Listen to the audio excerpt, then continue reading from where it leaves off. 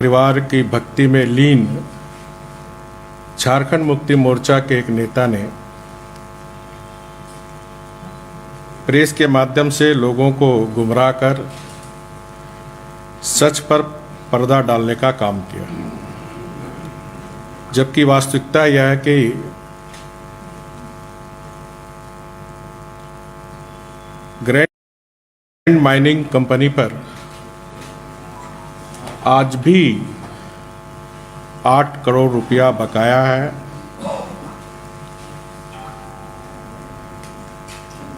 और एक एडीसी के अध्यक्षता में कमेटी बनाकर इस मामले को ठंडे बस्ते में डालने का काम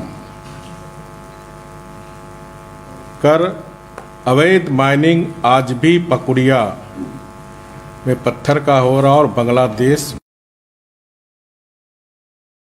भेजा जा रहा है। ये पूरी मैं जिम्मेदारी पूर्वक यह आरोप सरकार पर लगा रहा हूं। सरकार को स्पष्ट बताना चाहिए कि 8 करोड़ रुपये बकाया है कि नहीं, अवैध माइनिंग हो रहा कि नहीं।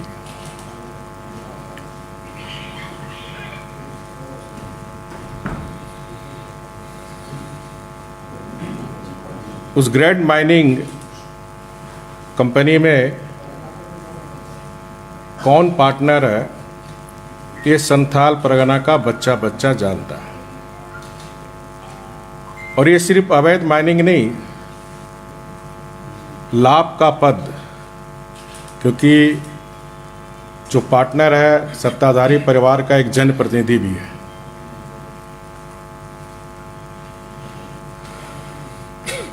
और उस सरकारी लीज में लाभ का पद बनता है। इसलिए अविलंब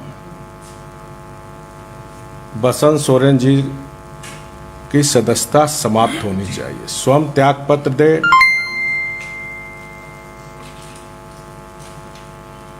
नैतिकता के आधार पर, क्योंकि लाभ का पद का मामला बनता है।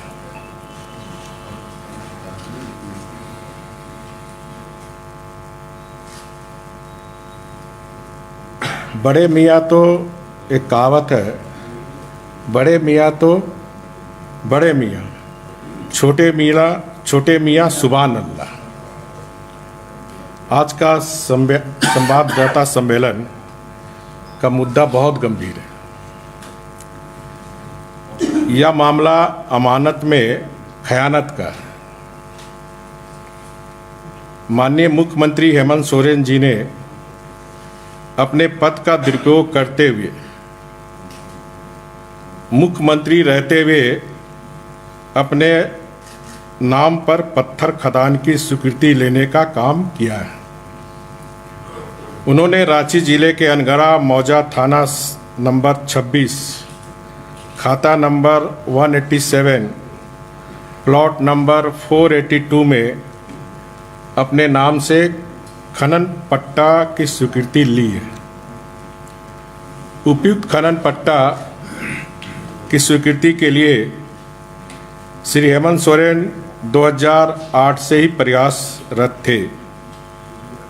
उनके मुख्यमंत्री बनने के बाद पत्रांक 615/M दिनांक 16/6/2021 द्वारा पत्थर खनन पट्टा की स्वीकृति हेतु सैद्धांतिक सहमति के आशय का पत्र LOI विभाग ने जारी कर दिया। जिला खनन कार्यालय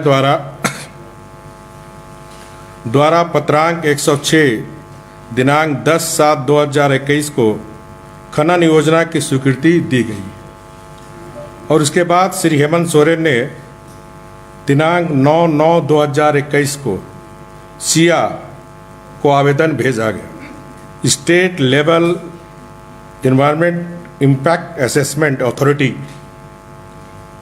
सिया द्वारा दिनांक 14-18 सितंबर 2021 को संपन्न 90वीं बैठक में पर्यावरण की स्वीकृति की अनुशंसा की गई, जिसका कागज मेरे पास, दोनों का कागज मेरे पास है। जो आप सबको भी सुपुर्द की जाएगी। अब यह मामला मुख्यमंत्री जी द्वारा यह कार्य गृह मंत्रालय भारत सरकार द्वारा जारी मंत्रियों के लिए आचार संहिता का उल्लंघन है। साथ ही भ्रष्टाचार निवारण अधिनियम 1988 की धारा 13(1)D के तहत आपराधिक कृत्य है। केंद्र सरकार का यह कोड ऑफ कंडक्ट केंद्र सरकार के मंत्रियों और राज्य सरकार के मंत्रियों पर भी लागू होता है। चूंकि हेमंत सोरेन जी मुख्यमंत्री के पद को पिछले 2 साल से ज़्यादा समय से संभाल रहे हैं और सरकारी सेवक के रूप में आते हैं, यह आश्चर्य है कि मुख्यमंत्री जिसके अंदर खान विभाग है, वही विभाग खान पट्टा की स्वीकृति के लिए सैद्धांतिक सहमति का पत्र LOI जारी करता है। जिला कार्यालय उनकी खनन योजना को स्वीकृत करता है।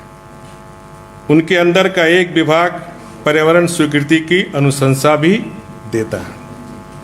यह भ्रष्ट आचरण का अकट्य प्रमाण है। यह अपने फायदे के लिए मुख्यमंत्री के पद का दुरुपयोग है, जो कि धारा 7A भ्रष्टाचार निरोधक कानून अंतर्गत दंडनीय अपराध है। श्री हेमंत सोरेन जी का उपयुक्त धारा 169 IPC का स्पष्ट उल्लंघन है। सरकार ने जिस जमीन की माइनिंग लीज पर दी है वह सरकारी संपत्ति है और मुख्यमंत्री एक सरकारी सेवक है। इस नाते उनका लीज लेना गैर कानूनी है। श्री हेमंत सोरेन जी ने लोक प्रतिनिधित्व अधिनियम की धारा 9 और संविधान के अनुच्छेद 191A का भी उल्लंघन किया है। चूंकि पत्थर की माइनिंग बिना लीज के कोई आदमी नहीं कर सकता, अतः हेमंत सोरेन की सरकार के द्वारा लीज देना सरकार का कार्य करना है। अतः धारा 9 के तहत श्री हेमंत सोरेन को डिस्क्वालीफाई करनी चाहिए। हेमंत सोरेन जी भारत सरकार के द्वारा जारी कोड ऑफ कंडक्ट के भी दोषी है। कोड ऑफ कंडक्ट के अनुसार कोई भी मंत्री मुख्यमंत्री किसी तरह का व्यापार नहीं कर सकता। फिर भी हेमंत सोरेन जी मुख्यमंत्री के पद पर रहते हुए सरकार चलाते हुए अपने नाम से व्यापार कर रहे हैं। हेमंत सोरेन जी द्वारा जनता के विश्वास एवं प्रजातांत्रिक व्यवस्था का घोर उल्लंघन किया है। जनता की भलाई करने की जगह श्री हेमंत सोरेन जी खुद की भलाई में लगी हुई। ऐसा करने में उन्हें कोई संकोच भी नहीं है। हम ये सब जानते हैं कि लोक राज से चलता है, लेकिन मुख्यमंत्री हेमंत सोरेन जी लोक लाज छोड़कर अपनी तिजोरी भरने में लगे हैं। लेकिन अब उनका कच्चा चिट्ठा सामने आ गया है, इसलिए यदि उनके पास थोड़ी भी नैतिकता शेष है तो अविलंब अपने पद से इस्तीफा देकर अपने दल के ही किसी दूसरे को मुख्यमंत्री बनाना चाहिए। और एक अंत में एक कविता कहते हुए, शीशे के अदालत में पत्थर की गवाही है। शीशे के अदालत में पत्थर की गवाही है। कातिल ही मुफाविज है, कातिल ही सिपाही है। धन्यवाद।